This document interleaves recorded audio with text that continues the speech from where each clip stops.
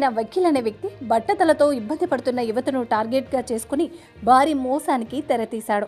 బట్టతలపై సహజంగా వెంట్రుకలు మొలిపిస్తానంటూ తన సోషల్ మీడియా వేదికగా ప్రకటన చేశాడు. సెలబ్రిటీలకు సైతం గుండు కొట్టి జుట్టు తెప్పించానని చెప్పాడు. ఈ క్రమంలో తాను ఏప్రిల్ 6న హైదరాబాద్ వస్తున్నానని, తన మిత్రుడికి హైదరాబాద్ పాత బస్తీలో సెలూన్ షాప్ ఉందని, అక్కడికి వస్తే బట్టతల బాధితుల సమస్య తీరుస్తానని సోషల్ మీడియా ద్వారా ప్రకటించాడు. దీంతో బట్టతలపై జుట్టు మొలుస్తుందని ఆశతో వందలాది మంది వకీల్ చెప్పిన సెలూన్ షాప్ ముందు క్యూ కట్టారు. ఈ క్రమంలో తలకు 200 వసూలు చేసి గుండు కొట్టి ఏదో లిక్విడ్ రాసి పంపించాడు వకీల్. అంతేకాదు, తలపై రాసిన లిక్విడ్ ఆరిపోకుండా చూసుకోవాలని, తలను ఎప్పటికప్పుడు తడుపుతూ ఉండాలని సూచించాడు. తలకు ఒక బట్ట కట్టుకొని ఆరిపోకుండా నీళ్లు చల్లుతూ ఉండమని చెప్పాడు.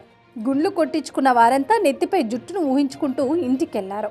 అయితే తలపై రాసిన లిక్విడ్ వల్ల చాలామంది అనారోగ్యానికి గురయ్యారు. దీంతో లబోదిబం అనుకుంటూ ఆసుపత్రిలో జాయిన్ అయ్యారు.